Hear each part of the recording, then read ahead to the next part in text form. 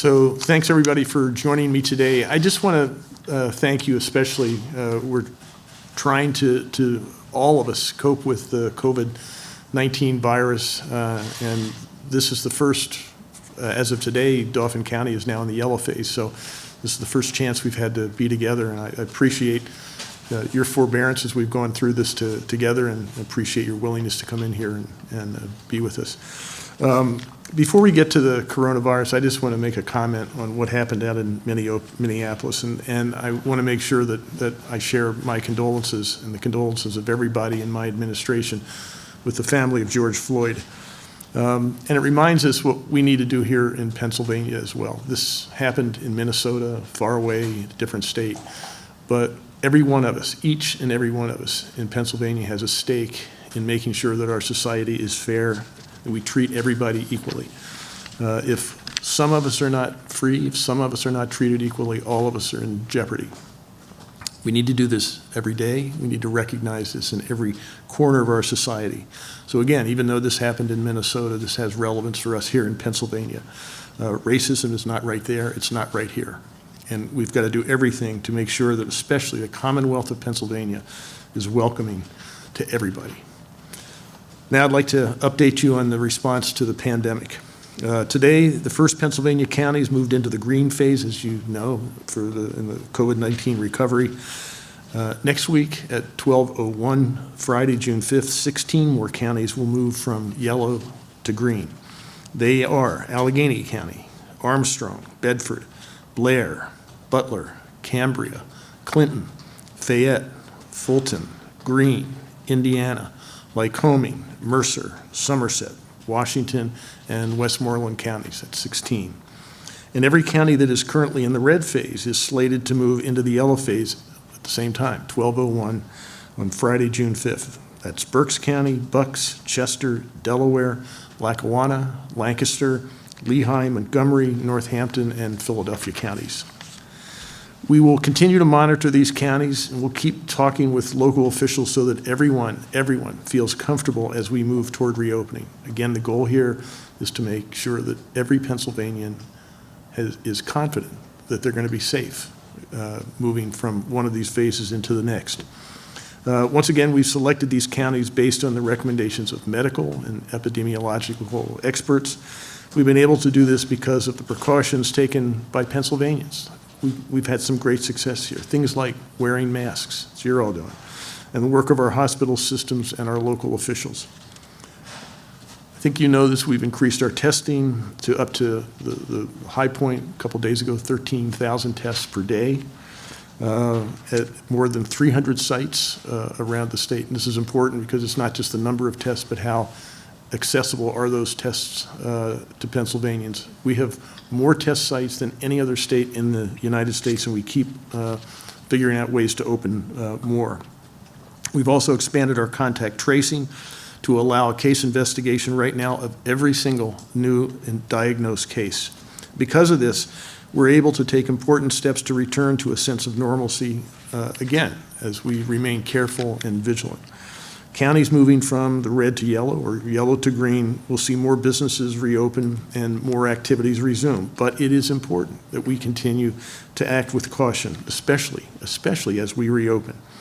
Let's remember how quickly this virus spread back in March when it first arrived, because we were not yet taking precautions. We weren't wearing masks back then. We weren't exercising social distancing. We weren't staying at home. We needed to buy time, and we did that. But before we bought time, before we were successful, we saw 6 weeks of exponential growth of this virus. When we isolated ourselves to limit the likelihood of transmissions, we succeeded in reducing our new case count, and we succeeded in reducing the rate of hospitalization. We also increased our testing, and that helped. But we can't isolate ourselves forever. We can't do that forever, and we still don't have enough tests. We still don't have a vaccine.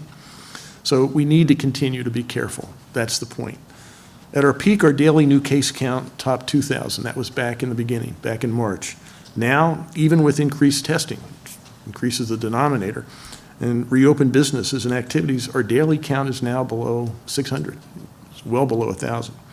And our contact tracing capabilities are growing daily, which is allowing for an increasing number of Pennsylvanians to resume activities without unknowingly contracting or spreading COVID-19.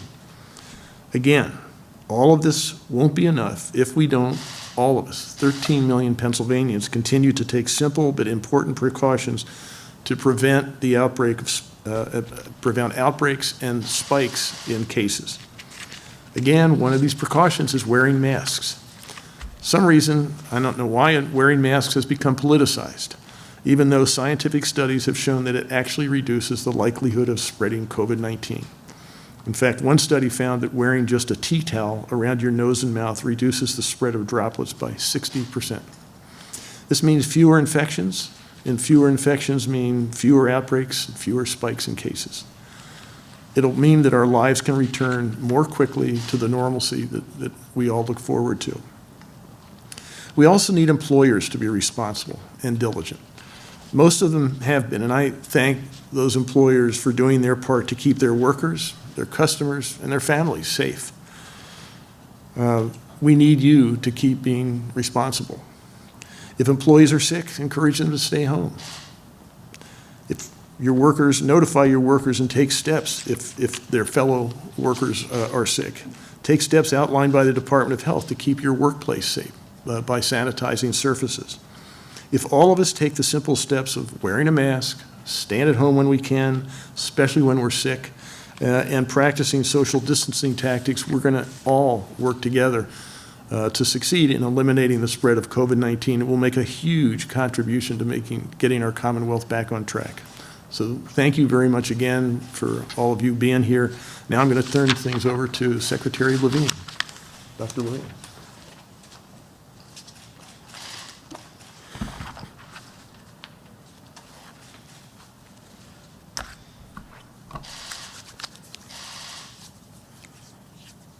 Thank you, Governor. Here is our latest update on COVID-19 in Pennsylvania. As of 12 a.m. this morning, we have 693 new cases of COVID-19. This brings our statewide total to 70,735 Pennsylvanians who have tested positive for COVID-19 in all 67 counties. Tragically, 5,464 deaths have been attributed to COVID-19. Statewide, we are now estimating that 64% of people with COVID-19 have recovered. As more counties move into the green and yellow phases, we all have an important job. We need to stay alert. Please be alert to your surroundings when you leave your house and you go out. Plan on how you're going to maintain social distancing when you go to places where there's going to be a lot of people. That could be the grocery store, that could be the pharmacy, it might be other stores as we go into the yellow and the green, or it could be work. If you can't social distance, actually consider whether or not you really have to go. And just like before, just like you remember your keys and your cell phone before you go out, add a mask, add hand sanitizer to that list. When you get together with friends or family, try to stay outdoors as much as possible. The weather is getting much better. Please enjoy the beautiful summer weather. Make sure your children have a mask and know how to properly use it. It's going to be harder for them to keep social distancing, but it's important to keep them safe even when they're playing. While we can resume some of our regular activities, it is important to be alert to the fact that COVID-19 has not gone away. Be aware and alert, and that will keep you, your family, and really all of us safe. Now, here are my daily reminders. Please wash your hands with soap and water for at least 20 seconds, or the time it takes to sing Happy Birthday twice. Use hand sanitizer if soap and water are not available. Cover any coughs or sneezes with your elbow, not with your hands, and please don't touch your face, especially after touching surfaces. Clean surfaces frequently. And if you have to go out for life-sustaining activities or other activities now, please wear a mask if you're going to come into contact with others. If you have questions about your health, please contact your healthcare provider. If you need mental health resources, because you or someone you know is experiencing a mental health crisis, please contact the crisis text line by texting PA to 741-741, or call the statewide support and referral helpline at 1-855-284-2494. Again, 1-855-284-2494. If you or someone you care about needs help with a substance use disorder, please call the Department of Drug and Alcohol Program's Get Help Now hotline at 1-800-662-HELP. Again, 1-800-662-HELP. For the most reliable information related to Pennsylvania's response to COVID-19, please visit our website at health.pa.gov. And what is most important for Pennsylvanians to remember is stay calm, stay alert, and stay safe. And now, the Governor and I are pleased to answer questions. Sarah? Oh, I'm sorry. Hey, Lizzie. Sorry, Lizzie. Yeah, no, thank you. It's the masks. I want to ask about testing. So this month, I think there were only 7 days when Pennsylvania hit its goal of reporting 8,500 tests per day. So I understand that there's still backlogs in testing. Can you explain why we haven't met our monthly goal? I think with 2 days left, we still have like 20% of our kind of monthly quota to meet of testing 2% of the population. So what's the holdup, and is it really safe to open the state in a week if we can't do this kind of thing? Well, first, we have a phased reopening, so it's not everyone's going to green. It's that all the counties will be in yellow. But we have been doing much better in terms of our testing. We have much better testing capacity than we had before. We have been working with the federal government in terms of getting the swabs and the media, which they deliver actually to us, and we push out throughout the state. In addition, the companies are doing much better in terms of getting not only us, but hospitals, as well as commercial laboratories like LabCorp and Quest, the different materials need to use for testing. Basically, we have increased our testing from 3,000 to 4,000 tests a day to 5,000 to 6,000 tests a day to now regularly 10, 11, 12, 13,000 tests a day. The number went significantly down over the Memorial Day holiday. And so all of the testing went down over that time. Really, that's because the public didn't come out for testing. I mean, those pharmacies are available, hospitals are available for doing testing. We're continuing to increase our testing at long-term care living facilities. There are now 45 facilities that have tested everyone. But the numbers went significantly down. They always go down on the weekends, and they went down on the holidays. We're going to continue to work to expand that. Okay, can I follow up? So when you set this benchmark a month ago, though, it seemed modest even by the standards that health researchers are recommending for a state of our size. So were there unexpected hiccups that you encountered this month that prevented you from meeting the benchmark that I think a lot of people expected would be pretty feasible? I think the biggest challenge that we have right now is that the numbers go down from 13,000 a day to like 7,000 or 8,000 on the weekends. And so we're going to need to make sure that we continue to get people out who have symptoms, or anyone now, to get tested on the weekends. We have the capacity to do it on the weekends. We just don't have the people going out. That's specifically challenging on holiday weekends, so you have a 3-day weekend. But we want to continue to expand our testing. We're working with CVS, we're working with Rite Aid, we're working with Walmart and Quest, we're working with other pharmacies, as well as some walk-in clinics, etc., to be able to expand testing. We want to make it accessible and available to the public, in addition to going to the doctor's office or the hospital, and the mass testing site is still open in Montgomery County. But we want to make it accessible to people in the community. We also want to do specific outreach to vulnerable communities, and working with the Lieutenant Governor's Task Force, as well as our own work group with the Department of Health. We have various ideas about how we're going to target certain vulnerable minority communities to make sure we get testing there too. Even though you're not meeting the benchmarks, do you have enough data to make the decisions that you're making about reopening? Yes, we have enough data to be able to do that. Could I just add something to that? One of the problems is it's sort of a moving target. We're not even close to the point where we have enough tests to do surveillance testing, where anybody who wants to have a test can. Right now, you have to have some symptoms, some sense that you need to have a test. We also have the challenge of making sure, as the Secretary said, making sure they're accessible. So one of the things we've done to that is it's not just a matter of having the ability to provide the tests, it's the ability to do them in areas. So we have, 318 testing sites now spread throughout most of Pennsylvania, not every county, but almost every county. Those are the kinds of things we have to do. I think until we get to a point where we can do surveillance testing for everybody, which is way off in the future. I mean, we have 13 million people. That would probably require a test, at least once a month. I don't think we have any sense of what that actually means. But we are in a much different and better place now in terms of the spread, the accessibility of these tests, and the ability of someone just to walk into a CVS and say, I'd like to have a test. You couldn't do that 4 weeks ago. You can now. So we are moving toward that. There are going to be ups and downs as we move toward that. Some of these downs will be as a result of people just not making the decision to get a test. It might be because the number of people experiencing problems is down. All these things are going to affect the number of tests that we actually do, but our capacity is much greater, and I think we're comfortable that it's moving generally over a period of time, weekends accepted, in the right direction. Is it like a supply and demand problem? Like, do you have an ample supply of tests, but you're saying people are not seeking them out? Four weeks ago, the answer would have been no. We don't. Now, again, for what we're testing, I think we feel a lot more confident.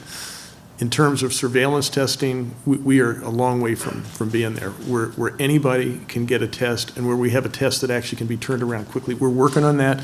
We keep talking about a plan to do short-term tests, but also what's the aspirational plan. And testing one way or another is going to be at the heart of whatever we do to try to make people comfortable going back to work, going back to the store, going back to school. Until we get to that point, we're not going to be a good place. We are not there yet. Okay, Ed, then Sarah. Governor? Yes. Hey. Hi. Last night, the House of Representatives passed a resolution to partially terminate your disaster declaration. Right. 8 Democrats joined them. What's your reaction to the 8 Democrats joining that resolution effort? And overall, what kind of pressure are you feeling from members of your own party to reopen businesses more quickly? I mean, I'm getting pressure from all over the place, including from myself. I'm frustrated by where we are. The challenge we've had, the first challenge we had was to keep the outbreak from overwhelming our healthcare system. And that's what we did. And that's why the numbers are doing what they're doing right now, because we were successful in buying time. So we have the capacity, we have testing capacity we didn't have before.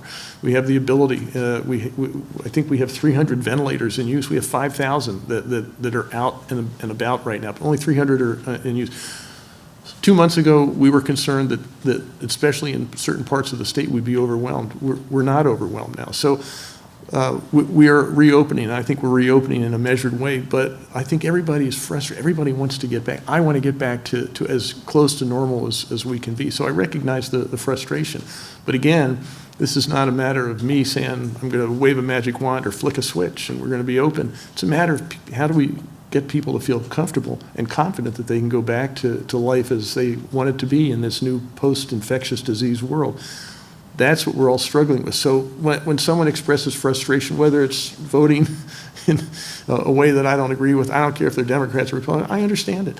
But that's not going to help in terms of getting people to actually feel comfortable. We're trying to do everything we can to say, here are the guidelines. Here's what we think we ought to be looking at in terms of moving into less restrictive territory.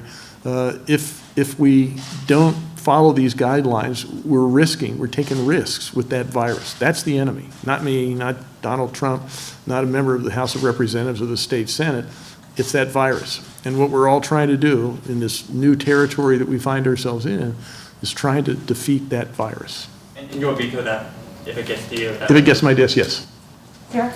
Yeah, I want to follow up on, this is Sarah Simon with Spotlight PA. I want to follow up on Lizzie's question about testing because I'm sitting here crunching the numbers right now, as I have been doing over the past month.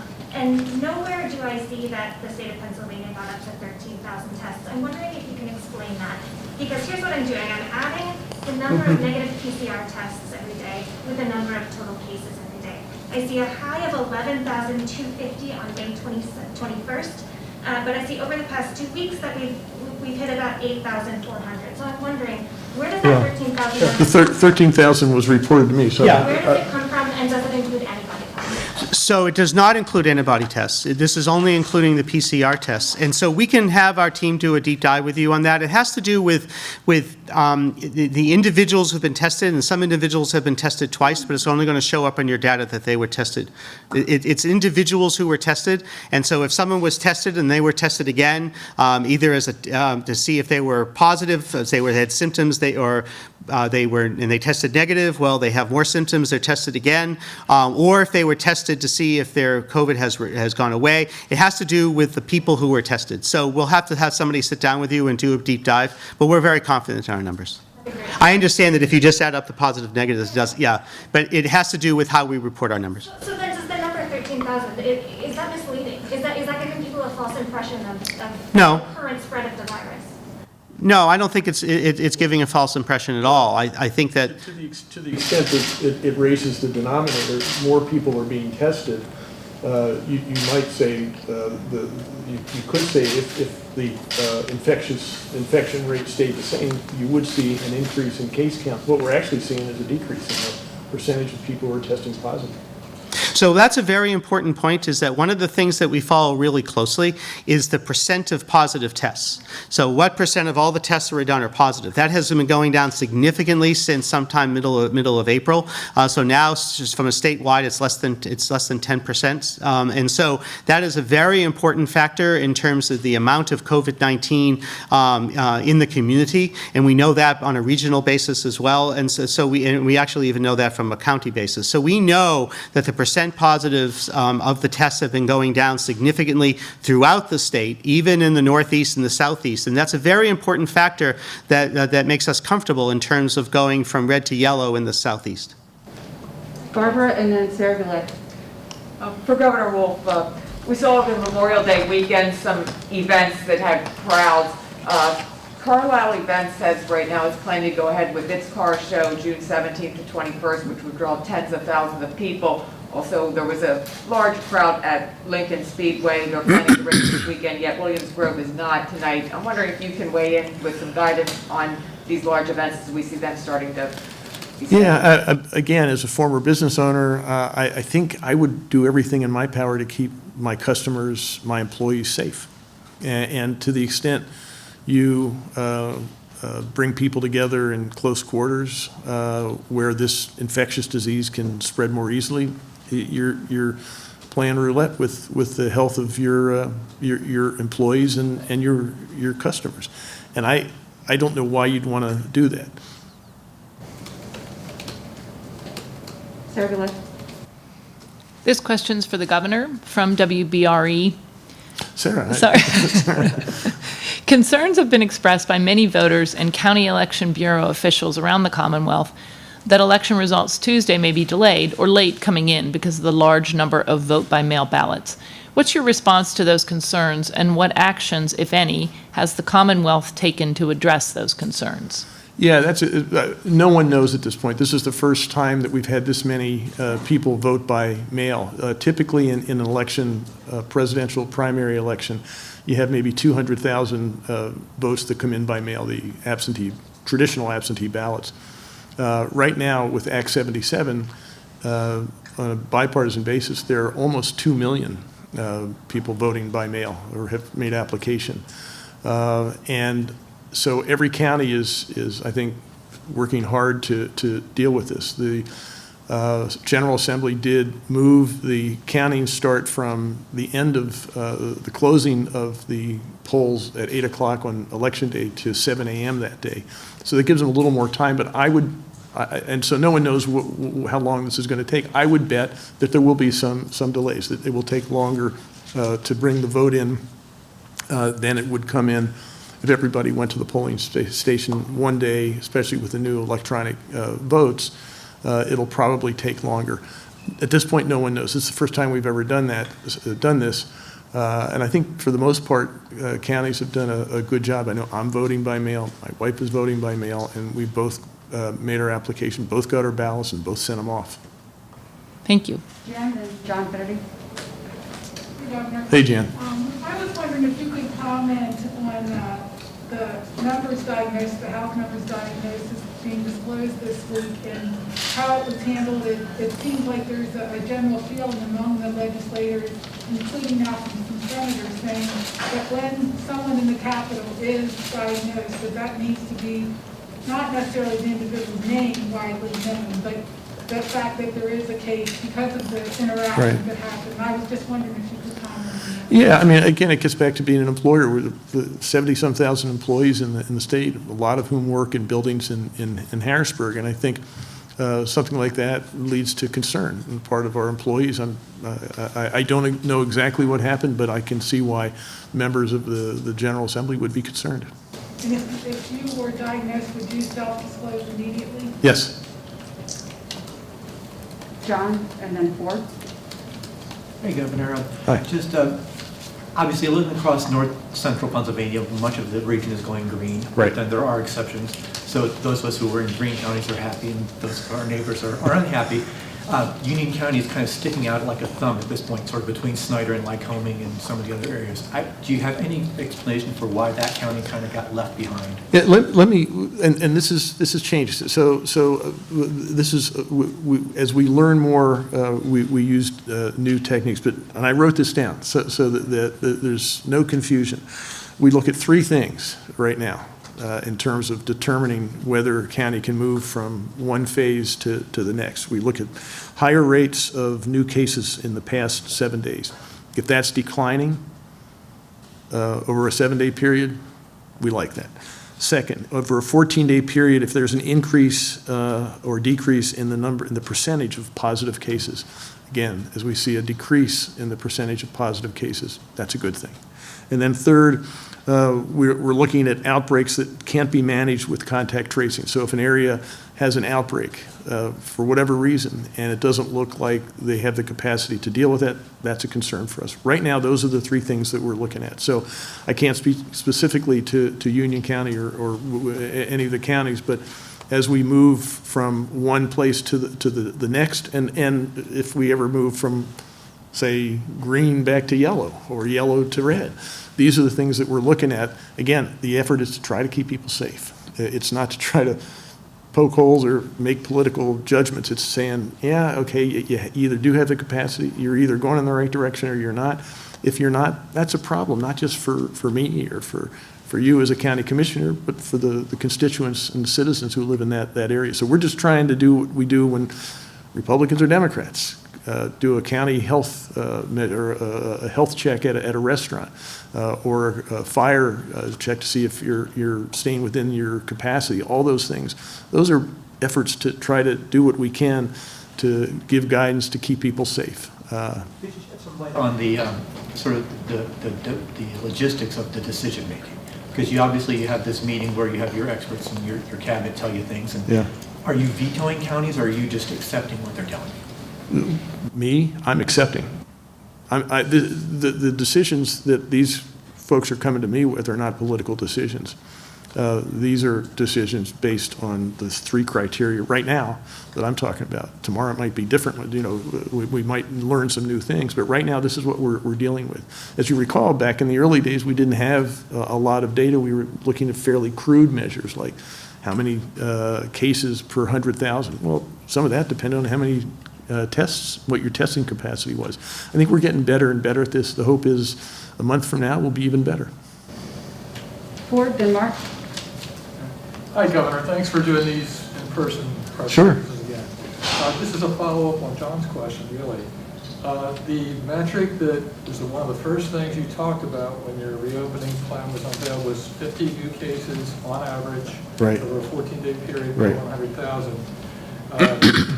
I guess part A of the question, is that off the table now as far as? No, I think as I said to John, I think we've learned more and we have a better access to data. When we didn't, that was something that was, I mean, obviously, I still, I can- maybe you can talk about, I'm not sure how we picked the 50 out of 100,000. Could have been 53. I mean, but we picked 50. Now I think we have access to more data, and we can be a little more subtle and sophisticated in what we do, but maybe you want to talk. Sure. So the 50 per 100,000 is an incidence rate, right? It's a per incidence rate per capita. And so that was really important, especially when our testing was not as sufficient as we were talking about. I mean, then we were doing sometimes 2,000 or 3,000, maybe then 4,000 and 5,000 tests. Now that we are up to doing, over the last number of days, except for the holidays, 10, 11, 12, 13,000 tests a day. Using an incidence rate is not as valid of a metric because you have more tests. The 50 per 100,000 was picked because that is the definition of a moderate rate for the CDC. Can you speak to the counties that are going to go yellow next? Friday. A week from today. Right. Mostly in the southeastern corner of the state, Correct. including Lehigh and Northampton, who have been using this sort of, when they think of metrics, that's the one they think of, and when they go yellow, they're going to still be way above it, some of them. Correct. Do the people who have been sort of waiting and sort of looking at the science to guess when they're going to reopen, do they have a reason to be frustrated? Like, couldn't we have been open sooner?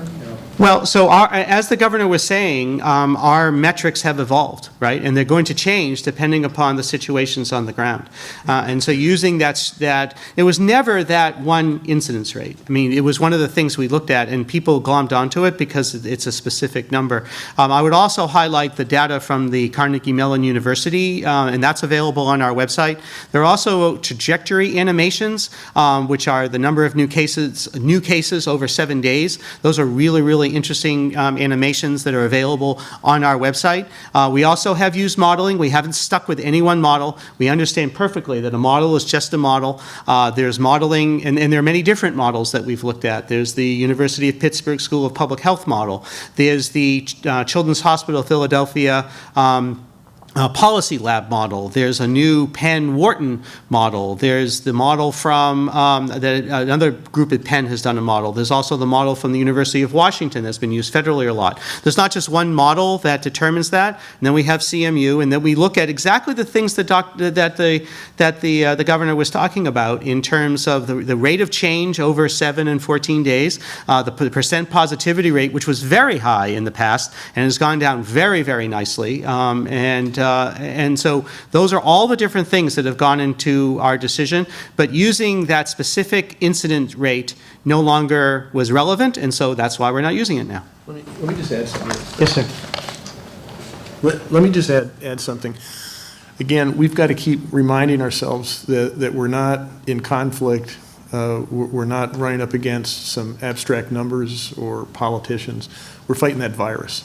And we continually look for better and better ways to try to figure out what that virus is doing. We know that virus is sneaky, that it wants to infect us, wants to make us sick, and if it can, kill us.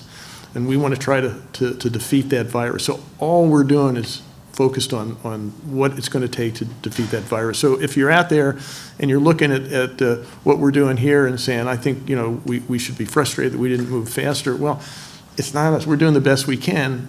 What we're all trying to do, and what every citizen of Pennsylvania is trying to do, is defeat that virus. Mark, then Dennis. Hello, Governor, Madam Secretary. Hi. Thanks for having us. As you know, there seems to be a wide expectation there will be a resurgence of the virus in the fall. Right. Could you provide us an update on the planning for that, including hopefully specifics about schools? Is there a date, for example, by which parents will know whether or not they're going to have schools open? Well, we are going to be opening schools, whether it's August or September. That depends on the local school district, but we're working on. No question. The guidelines are, now, the schooling will look different. I mean, you'll probably have more online learning and maybe less classroom learning. There might be fewer students in each classroom on average, that kind of thing. So it probably will look different, but the Department of Education is working on those guidelines, and I think they should be out early next week. Yes. What about other planning for the fall? I mean, this. We're planning for the fall, for exactly what you said. We don't have the plan. I think we're hoping to have, maybe, Rachel, you want to talk about that, but we are, and the couple of things that we are assuming. First of all, we cannot do a lockdown. We cannot do a shelter in place. That's just not going to work. But what do? We are going to have more capacity in our healthcare system. We're going to have the ability to do more testing. We're going to have some things. We're probably not going to have a vaccine. come the fall, come the coming flu season. So all those assumptions we're bringing into the plan, and we're working on that every day. But maybe you want to talk about that. So as the governor was saying, we are actively making plans for the fall. So I'm going to talk about the public health response because that's what I'm responsible for. We want to expand testing much more than we're doing now. And we are hoping for but we'll see, but I'm optimistic, a rapid, accurate point-of-care test. That can be done very simply from not a nasal pharyngeal swab. If you haven't had one, it's not as much fun as it sounds, but just a nasal swab or an oral swab that can be done. You can have a rapid test done often by a person that's not a healthcare provider, maybe even a home test. And that the results are in 15, 20 minutes, and it has particularly a very good sensitivity.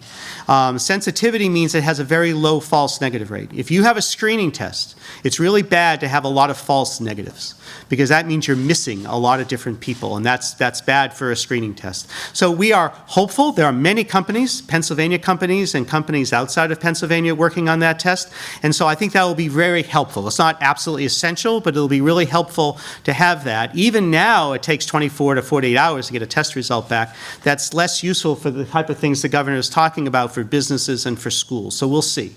In addition, it might be that antibody tests will be useful. There are many different things we have to know about antibody tests. One is, are they accurate? Right? Do they have a good sensitivity and specificity? We don't really know that now for many of the tests. And how protective are those antibodies? There is some suggestion in the literature that the antibodies are protective against COVID-19, at least partially protective, but we don't really know that yet, how long-lived they are. Hopefully, in the next 3 to 4 months, we're going to know a lot more about the accuracy and the meaning of the antibody tests.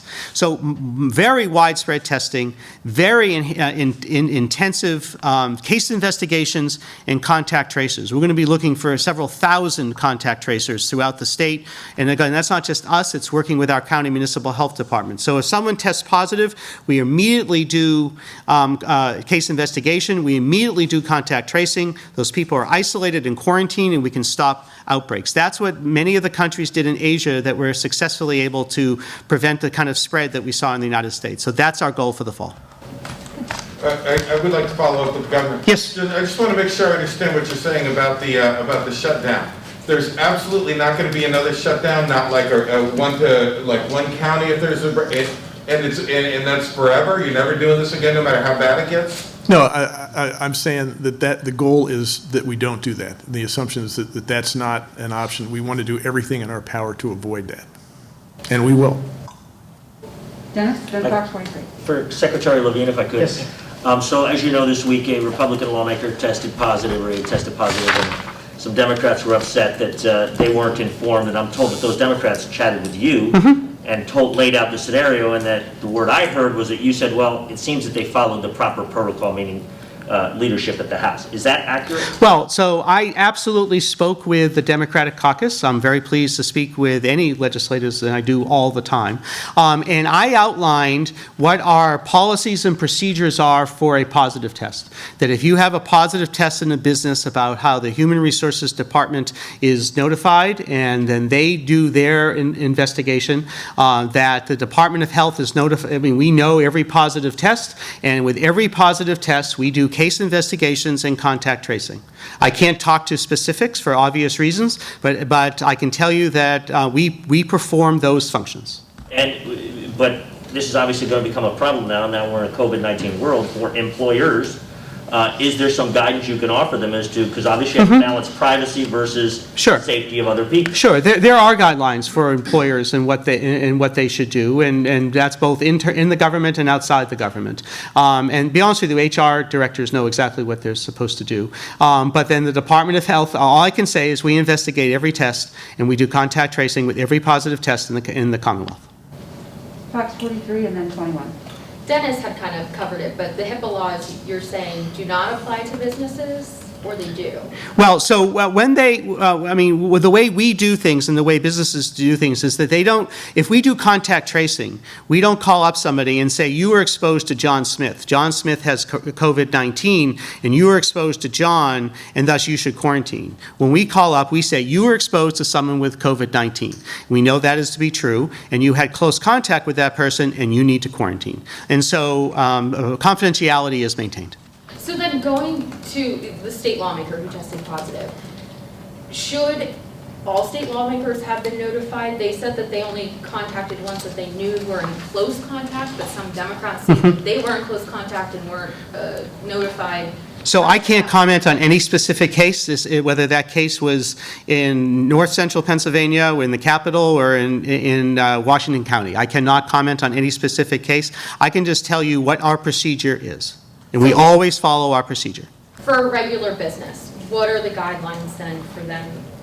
If one employee does test positive for COVID, should all employees be notified that work? No. So if an employee tests positive, then they will talk to an employee the way it's kind of parallel actually, talk to someone who's positive. They will identify who close contacts are and they'll ask close contacts to quarantine. They don't necessarily, I mean, they can if they want to, but they do not necessarily have to close a large business because one person tested positive. That would be unusual, is that if one person in a large company tested positive, they would close the whole company. If they have an outbreak, they will. But usually it would be on an individual basis in terms of not everybody was a close contact. And so close contacts will be notified and then asked to quarantine, and all that is done confidentially. 21, and then Sarah Goulet. Dr. Levine, nursing homes were on lockdown early in the crisis. How is it acceptable for them to have the most deaths in the state? And how are so many new cases brought in the first place?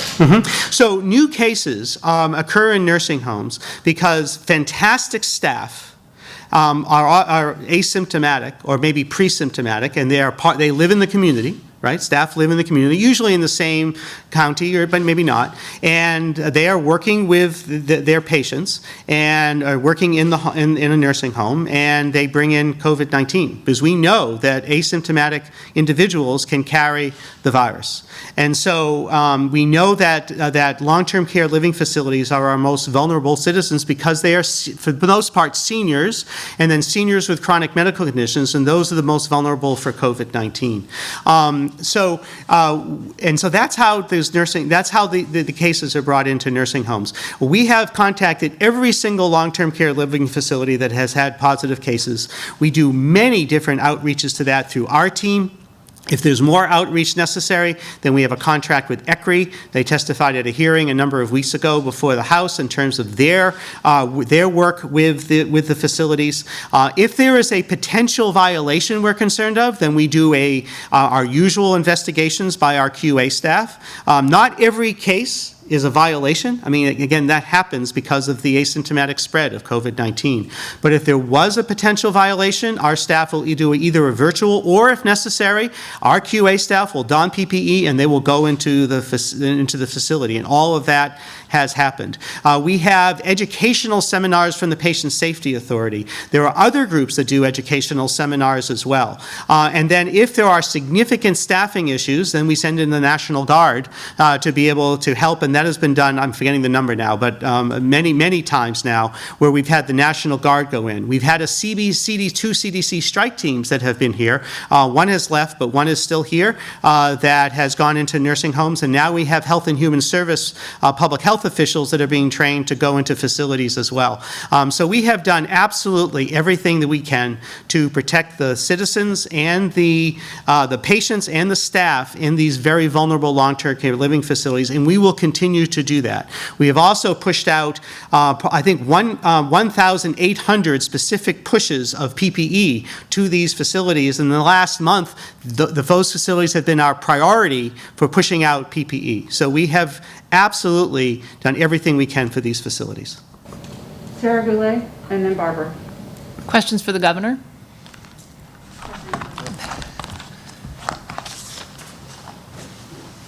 Governor, this question is from the Philadelphia Inquirer. With gatherings of more than 250 people prohibited in the Greene phase, who will be responsible for enforcing that? Is it on business owners and individuals? Would state police be authorized to break up groups of that size or cite people who gather? Yeah, I guess state police will have the ability to cite, but I liken this to stop signs. We all have stop signs. Anybody ever sat by a stop sign and watch how many cars actually come to a full stop? None. None. Now, that's a law. And so enforcement could take place, and they could be cited for actually not coming to a full stop at a stop sign. The reason stop signs work is because we self-enforce. And so we do have a guideline that says 250 people is the cap. You shouldn't be going beyond that, or you're tempting fate. And if you go through a stop sign, you're tempting fate. You might be able to get through it. You might. And maybe in the most cases you do, but it's your choice. The enforcement is self-enforcement. And here, that's what's going to work ultimately. It's not going to be whether the state police issue citations. They can, I guess. It's not whether local law enforcement move in and say you can't come together, there are too many of you. I guess they can. But ultimately, it's going to be because business owners, individuals make decisions in their own minds that they are going to abide by the dictates of this virus that says you bring a lot of people together, I'm going to get you. You might be able to dodge this bullet, but you're increasing the risk of danger. And that's what's going to, I think, work in yellow, in green, whatever the guidelines are. This is a self-enforcement. 13 million Pennsylvanians have to recognize that we're all in this together. We're all fighting the same common enemy, and we got to do the same things. Yes, Sarah. Barbara, then Ford. Governor, just a couple quick questions. With sportscast being able to open in green phase counties and talking about school opening in the fall, have you been in touch with the PIAA about high school athletics? I haven't been. I think people on my staff have been. I've been in touch with professional sports, including NASCAR, the NFL, NHL, Major League Baseball, and others, but I don't know of all the contacts that my staff has been. Again, what we're all trying to do is develop, mainly in conjunction with these sports groups, guidelines to say, what are we going to do? And they want to do the same thing. How do we keep our participants safe? How do we keep our staff safe? How do we do the things that people want us to do while keeping all of us safe? And that's what we're trying to do, work out guidelines. You say schools will look different. Do you think high school sports in the fall would look different at this point? I think everything's going to look different in the fall. I mean, I don't know. I mean, what does a whiteout at Penn State look like in the fall? 120,000 people packed together. Can we do that and stay safe? We're all working with that, and I got to say, and the folks at Penn State are working with that. And I think every single high school and middle school and elementary school in the Commonwealth is thinking about how can we get back to as close to normal as we can be, but keep people safe, keep the parents safe, keep the staff safe, keep the kids safe. Ford? Hi, Governor. Yeah. Wanted to follow up on a question I asked a week or so ago about Southeastern Veterans Center. The Attorney General's been asked to look at what happened there. And as is typical, he won't comment publicly on whether he is doing that. But a lawmaker has told me that during a state level meeting, it was mentioned that a separate investigation by the state is going to take place, or is likely to take place. Can you comment on that and on any loss of confidence people might have in the system, the DMVA system of veterans homes? Well, we're certainly looking into the problems, and we want to make sure that to the extent there are, that we do something about it. And can you say anything about the DMVA system, all the veterans homes and the people who are associated with that one? We're doing everything we can to make sure that we keep the folks who are there safe. And to the extent that we get information that says that we could do better, we are taking that information to heart. Okay, thank you. Ed, and then Jan. Just to follow up on the school issue, you said they will reopen. Just to be absolutely clear, that's physically reopen. You're confident that schools will physically reopen. That's our plan. Yeah. No, I mean, something might happen. Schools. Yeah, that something might happen. Yes, there's an opt-out fate clause here that if a comet strikes, but we are doing everything we can to make sure schools are open on time in the fall. And And why is the shelter in place doing that again? Why is that so bad? Why is that such a bad? The shelter in place? Yeah. No, I think, I don't know how you felt about it, but it was frustrating. And I think it's a really great thing that people have done that. But if we can figure out a way to keep ourselves safe without having to resort to those draconian measures, I think we ought to do that. Again, we resorted to those draconian measures because we were really concerned about a healthcare system that would be overwhelmed, as it was in parts of New York, as it was in Italy, as it was in parts of Spain. We didn't want that to happen in Pennsylvania, and we avoided that. It might have happened. I think Drexel University did a study that said doing what we did as early as we did, as decisively as we did, saved 7,000 lives. I don't know where they got that information. That's Drexel University, but that's one city in one county in Pennsylvania where we saved 7,000 lives. Maybe we saved more by doing that, but I don't think anybody would argue that that is something that we all loved, that our economy really came to a grinding halt. That's not great. So as we move forward, as we get more capacity in our healthcare system, as we learn more about this disease, the hope is that we can do much better at balancing the competing needs of getting people back to work, getting back to school, getting life back to interacting with their loved ones in this new post-infection infectious disease world, but do that in a way that does not require us to do things as draconian as sheltering in place. Again, the virus keeps telling us that to the extent we can do that, we're reducing the risk of infection. But I think people actually want to interact more. They want to go to stores. They want to go to school. They want to do those things. And I think everything we ought to do is try to figure out how, with what we have, we can do that. Jan has our last question. And kind of building off of Ed's question, and this could be for either of you, now that you dropped a hint that there's going to be some guidance coming out to schools next week, I mean, I don't think that's a hint. We're actually actively working on it. I think, I don't know if Sarah or Lindsay can confirm, but next week, I think early in the week, we will have those guidelines. The Department of Education has been working on that for a number of weeks now. and so can you, because parents and teachers are anxious, I mean, we saw that one report saying a fifth of teachers are reluctant to go back to school or teach. Right. And so just can you tell us what this guidance is going to talk about, the transportation? It gets back to the same thing. First of all, each of the local education authorities have a lot to say about exactly what school is going to look like. We're providing guidelines, but ultimately, what you just said is what's going to drive everything. Do people feel comfortable coming to work? Do parents, I think it was Norway back a couple of weeks ago, maybe a month ago, said that we're going to open our schools in the spring. We're going to open them right now.